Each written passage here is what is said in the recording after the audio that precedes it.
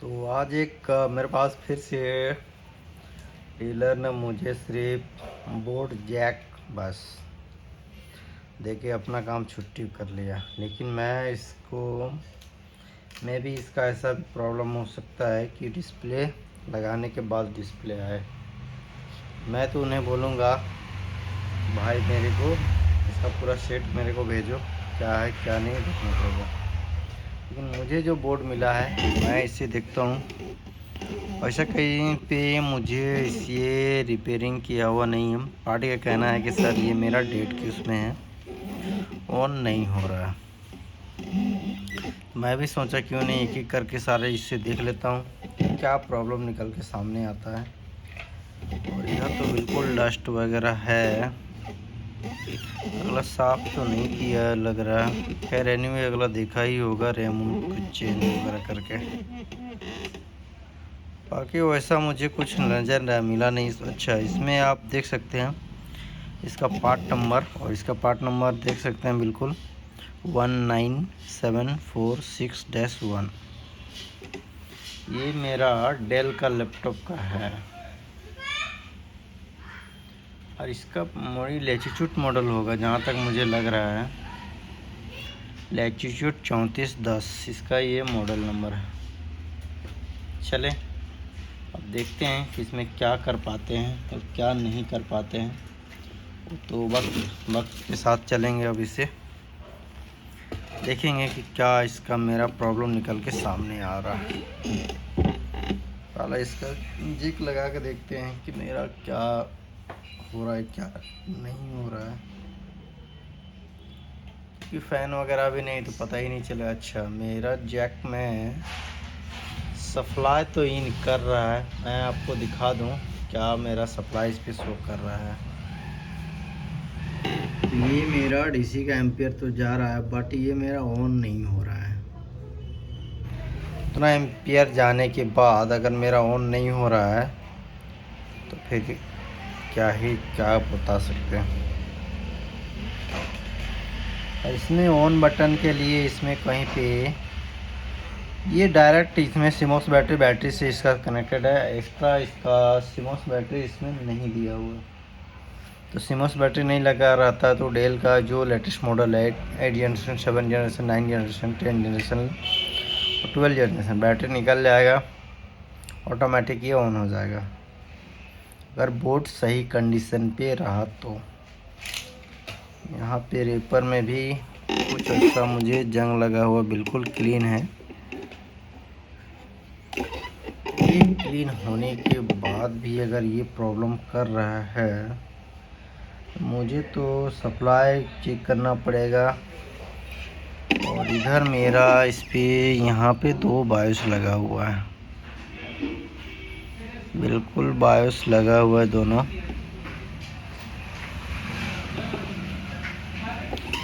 इसे भी थोड़ा खोल कर हटा के देखते हैं, इधर कुछ प्रॉब्लम और इश्यू हो सकता है, इसे भी निकाल के देखना पड़ेगा कि क्या प्रॉब्लम है।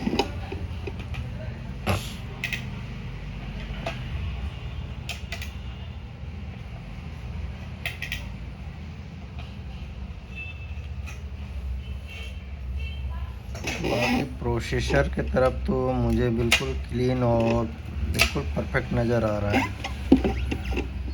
बिल्कुल परफेक्ट। और कहीं पे वैसा डस्टिंग वगैरह जंग वगैरह कुछ समथिंग इस बोर्ड में वैसा नहीं है, तो इसमें कुछ रेयर प्रॉब्लम ही हो सकता है। सबसे पहले बायोस सप्लाई डालते हैं और इसका आयो किधर है तो वहाँ पे थोड़ा रिक्वायरमेंट चेक करेंगे। और ये मेरा आयो है तो इसमें चेक करेंगे इसका क्या प्रॉब्लम है क्या नहीं है। थोड़ा इसका कॉइलों में देखते हैं कि कॉइल वगैरह कोई शॉर्टिंग है क्या, उससे भी मुझे समझ में आ जाएगा कि क्या प्रॉब्लम है इस पे। तो हर कॉइल को एक एक करके चेक करेंगे और देखेंगे। ये कॉइल तो शॉर्टिंग नहीं मिला, ये भी नहीं मिला, ये भी कॉइल शॉर्टिंग नहीं है,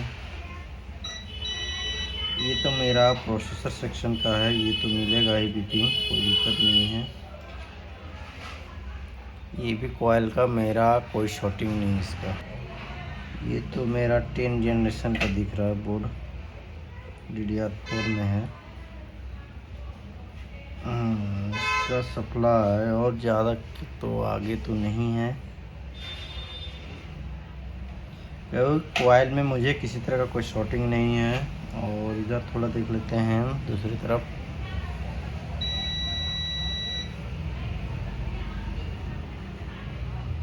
बिल्कुल भी कोई शॉर्टिंग नहीं। एक बार इसका सप्लाई डालेंगे और 19 वोल्ट अपना इधर सामने हम चेक करेंगे कि मेरा इन हो रहा है कि नहीं हो रहा है। और 3.5 वोल्ट भी मेरा बन रहा है कि नहीं बन रहा है, वो भी चेक कर लेते हैं। ये हो सकता है 3.5 वोल्ट, दोनों आमने सामने कॉइल है। ये हो सकता है, या फिर एक सप्लाई ये किसी का होगा, रैम का होगा, या फिर 3.3 वोल्ट का होगा। तो मुझे तो पता नहीं है, बट जब चेक करेंगे तभी मुझे पता चलेगा। चलिए अब इसे चेक करते हैं। मेरा पहला तो यहाँ पे इस वाले पे सप्लाई मिलना चाहिए। यहाँ पे क्या सप्लाई है उसे देखेंगे। ये मेरा 19 वोल्ट बिल्कुल सही है यहाँ पे। अब इसको 19 वोल्ट यहाँ सही है, तो एक बार इस कॉइल में भी देखते हैं कि 5 वोल्ट पहले बनाता है कि किस कॉइल का किस चीज़ का है। इसमें तो सप्लाई ऑन होने के बाद ही बनाएगा। और इसमें क्या चीज़ का है, ये भी ऑन होने के बाद ही सप्लाई बनाएगा। ठीक है, तो इधर इसमें भी ये ऑन होने के बाद ही सप्लाई बनाएगा।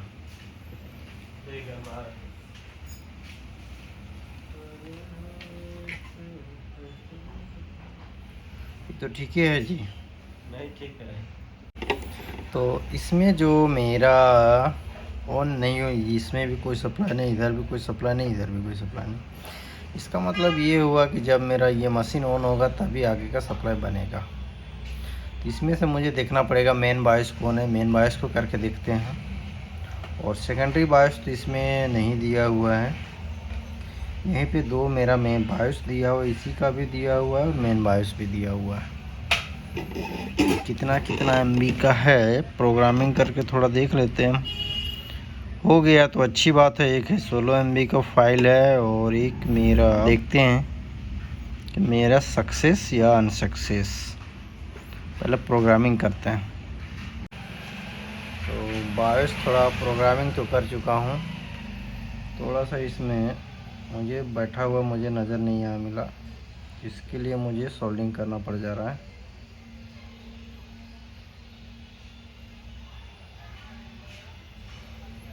चले, प्रोग्रामिंग तो हो गया, एक बार साफ कर लेते हैं। देखेंगे कि मेरा बैठा कि नहीं। मेरा बिल्कुल परफेक्ट तो बैठ चुका है। ठीक है,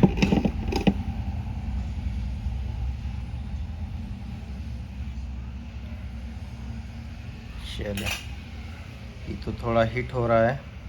हीट है, थोड़ा ठंडा होने दे लेते हैं, उसके बाद दोबारा ऑन करके देखते हैं कि क्या कंडीशन होता है। इसमें थोड़ा सा डाल के देखते हैं, लेकिन मेरा एम्पियर बिल्कुल सेम। मैं आपको दिखा दूं कि मेरा एम्पियर कुछ भी इस पे इम्प्रूव नहीं हुआ। इससे मुझे ये समझ में आया कि इसका बायोस का प्रॉब्लम बिल्कुल मेरा नहीं है, किसी और चीज़ का प्रॉब्लम है। तो फिर से मुझे दोबारा उसी बायोस को प्रोग्रामिंग करके फिर से डालना पड़ेगा, फिर देखेंगे उसके आगे क्या। तो एम्पियर में क्या इम्प्रूव है मैं आपको दिखा दूँ। एम्पियर बिल्कुल सेम है, मैं आपको थोड़ा सा दिखाता हूँ।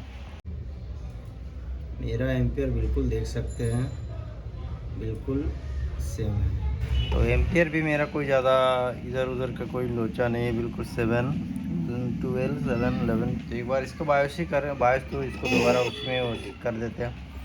इसका थोड़ा सा आयो का रिक्वायरमेंट थोड़ा चेक करते हैं। अब ऐसे मुझे समझ में नहीं आने वाला है। क्योंकि बायोस का रिक्वायरमेंट भी, आयो का रिक्वायरमेंट थोड़ा चेक करेंगे तो मेरे को बिल्कुल समझ में आएगा कि क्या बन रहा है क्या नहीं बन रहा है। नहीं तो ऐसे ही फिर घूमते रह जाएंगे कि क्या हुआ क्या नहीं हुआ। तो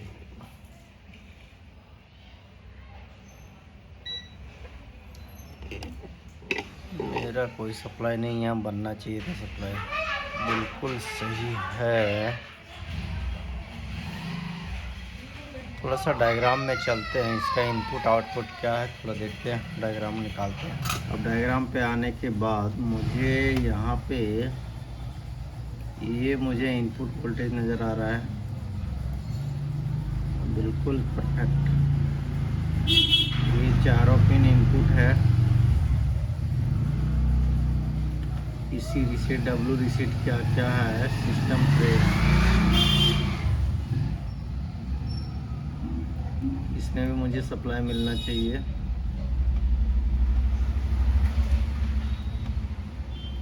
और लीड में इधर तो नहीं होना चाहिए, यहाँ पे पावर स्विच और लीड पावर। अच्छा, मैंने तो ये लीड का सेक्शन को चेक किया ही नहीं है। अभी मुझे भी याद हुआ कि मुझे लीड का सेक्शन मुझे चेक करना चाहिए था। ये एक अक्सर पॉइंट में प्रॉब्लम करता है लीड वाले में। अभी तो चेक कर लूँगा, अगर उसमें फॉल्ट निकल गया तो दिक्कत वाली बात नहीं है, फिर तो आगे चेक करने का कोई ज़रूरत ही नहीं पड़ेगा मुझे। और इसमें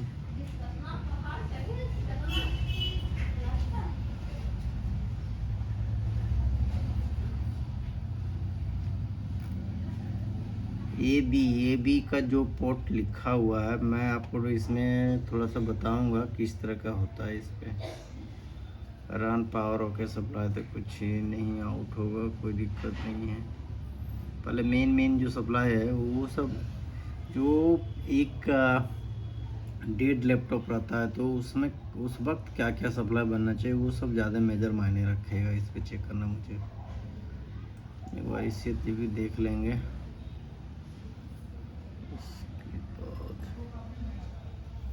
मुझे अभी तो 3 ही सप्लाई चेक करना पड़ेगा, उसके आगे फिर देखते हैं क्या होता है। चले अब देखते हैं पहले। तो इसमें जो मेरा प्रॉब्लम निकल के आ रहा है कि हम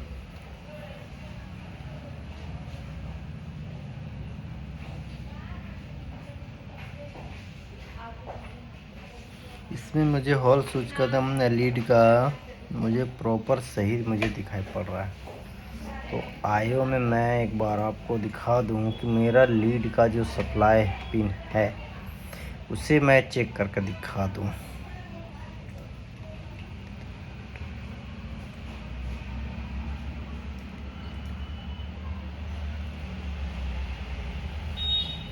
तो मुझे यहाँ पे चेक करना है वो पिन नंबर 1, यहाँ पे साइड से, यहाँ से आपको चेक करके इधर आना पड़ेगा आपको। क्या फिर जगह पे है लीड का पिन नंबर, आपका पिन नंबर 63 के पिन पे है लीड का सप्लाई। तो मुझे ये वाले में लीड का सप्लाई होना चाहिए 3.3 वोल्ट।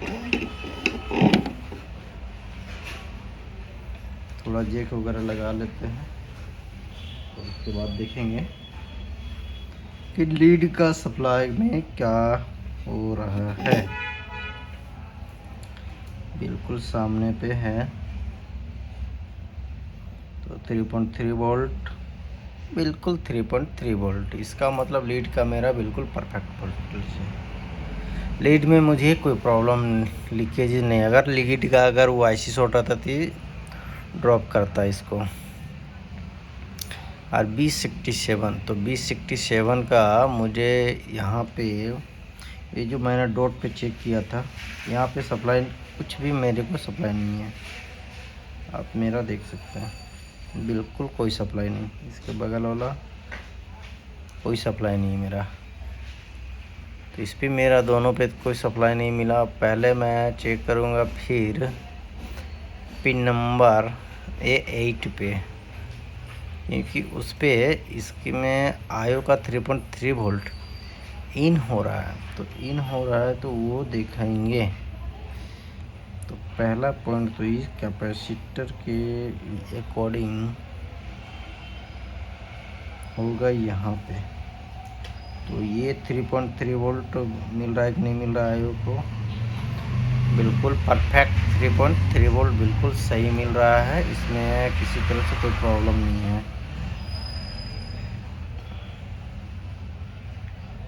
अब यहाँ पे मुझे कोई प्रॉब्लम नहीं नज़र आया, तो कहाँ पे प्रॉब्लम हो सकता है यार? थोड़ा सा आयो को एक बार रिवॉल्व करके भी देख सकते हैं, शायद एक्टिव हो जाए तो। नहीं नहीं नहीं, CRO में फिर 32 मेगाहर्ट्ज़ मुझे चेक करना पड़ेगा, क्योंकि वो भी इम्पोर्टेंट रहता है। अगर वो नहीं बन रहा होगा तो मेरा आगे का सप्लाई में भी प्रॉब्लम करेगा, इसमें कोई शक नहीं है।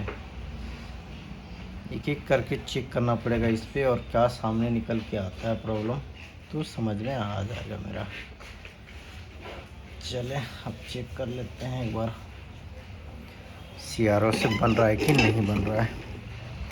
तो 32 गीगाहर्ट्ज़ का मुझे यहाँ पे आप देख सकते हैं। तो चलें एक बार चेक करते हैं इसे। यहाँ पे है, इसे चेक कर लेते हैं। आपको DC में भी DC में बोल रहा हूँ, आपको शो करके भी दिखाऊंगा कि मेरा बन रहा है कि नहीं बन रहा है। बने तो कैसा शो करेगा, नहीं करेगा वो भी दिखाऊंगा। क्योंकि मैं कभी कभी प्रॉब्लम उसका भी मुझे मिल जाता है तो प्रॉब्लम करता है, इसमें कोई बड़ी चीज़ है नहीं। अगर उस चीज़ का प्रॉब्लम होगा तो प्रॉब्लम करेगा, क्रिस्टल का होगा तो चले एक बार रख लेते हैं और आपको CRO की तरफ भी लेके जाएंगे और दिखाएंगे कि CRO में भी बन रहा है कि नहीं बन रहा है। पहले तो इसे रख लेते हैं यहाँ पे, इस वाले पे आ रहा है। अच्छा दिखाते हैं आपको।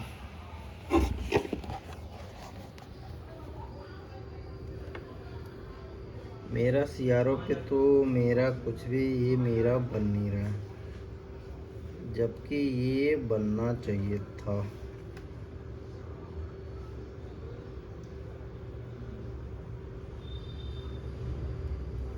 जबकि ये मेरा बन नहीं रहा है बिल्कुल।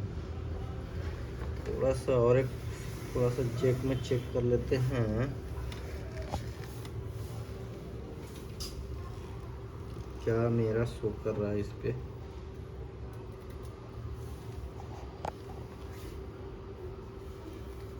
अब इसको दोबारा देख लेते हैं कि बन रहा है कि नहीं बन रहा है। ठीक है, तो सप्लाई तो डाउन हो रहा है, अप हो रहा है।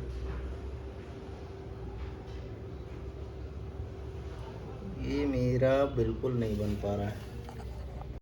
मुझे तो प्रॉब्लम और डाउट मुझे यहीं पे थोड़ा सा लग रहा है तो थोड़ा उसे क्लियर करते हैं, उसके बाद फिर देखते हैं। इसे थोड़ा सा क्लियर करते हैं। तो इसे मैं थिनर वगैरह से बिल्कुल साफ़ कर चुका हूँ, हल्का हीट कर दिया था पेस्ट लगा के। तो पेस्ट में तो पड़ा हुआ है। अच्छा, अभी तक सूखा नहीं है, कोई दिक्कत नहीं है।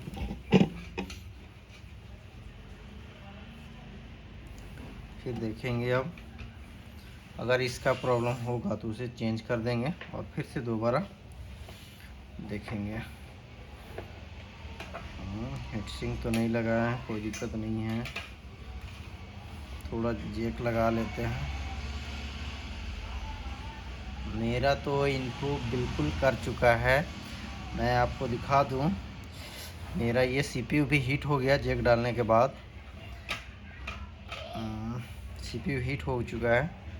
मैं थोड़ा इसको डाल लेता हूँ जैक, नहीं जैक नहीं, हीटसिंक, क्योंकि मेरा ये ऑटो ऑन हो चुका है। मुझे ये क्रिस्टल का भी प्रॉब्लम मुझे फेस लगा, लेकिन अभी थोड़ा सा ऑन होने दे लेते हैं और देख लेते हैं कि मेरा इस पर क्या कंडीशन रहता है। इसलिए क्योंकि देखें एम्पियर बढ़ गया तो मेरा जो सीपीयू है वो तुरंत हीट हो गया, तो हीट सिंक लगा के ही चेक करने से ज़्यादा अच्छा रहेगा। और फिर मैं आपको भी दिखाऊंगा कि डीसी का एम्पियर, मेरा एम्पियर कितना जा रहा है। पहले तो 12 था, अब मैं दोबारा लगा के फिर दिखाऊंगा। बिल्कुल मेरा एम्पियर चला गया, मैं लगा दिया हूँ। अब मैं आपको डीसी का एम्पियर शो कराता हूँ। मेरा एम्पियर बिल्कुल शो कर गया, इसमें कोई दिक्कत नहीं। तो थोड़ा सा मैं इसमें थोड़ा कीबोर्ड डाल लेता हूँ, कीबोर्ड में भी देख लेता हूँ। अगर मेरा सक्सेस हो गया तो दिक्कत मुझे नहीं तो फिर मुझे स्क्रीन मंगाना पड़ेगा इसका। अच्छा, मेरा कीबोर्ड में तो कोई डिस्प्ले नहीं है। आप मेरा देख सकते हैं डिस्प्ले तो बिल्कुल नहीं, एम्पियर अच्छा खासा जा रहा है मेरा 400-500 के समथिंग। देखते हैं लेट से डिस्प्ले है क्या। ऐसा भी होता है कि जब यस, मेरा कीबोर्ड में भी डिस्प्ले बिल्कुल आ गया। कीबोर्ड में भी मेरा डिस्प्ले बिल्कुल आ चुका है। अब हम इसे कसेंगे कैसे। अब इसको पार्ट्स मंगा के एक बार स्क्रीन पे भी देख लेंगे। तो सबसे पहले इसका डिस्प्ले मंगा लेते हैं और उसके बाद फिर इसे कसेंगे। तो मैं डीलर से बॉडी वॉडी मंगा लिया हूँ। अब थोड़ा सा इसे ऑन कर लेते हैं। ऑन तो बटन मेरा हो गया। थोड़ा देखते हैं डिस्प्ले कितना देर में आ रहा है। इससे तो नहीं आया अब डिस्प्ले, देखते हैं कितना देर में आ रहा है, कितना देर में ऑन। तो बट यस, आ गया मेरा डिस्प्ले। मतलब ये मेरा बिल्कुल परफेक्ट हो गया। तो बिट लॉकर लगा हुआ है तो उससे मुझे कोई दिक्कत नहीं है। और ये मेरा बिल्कुल बन के रेडी हो गया। चलिए दोस्तों, थैंक यू।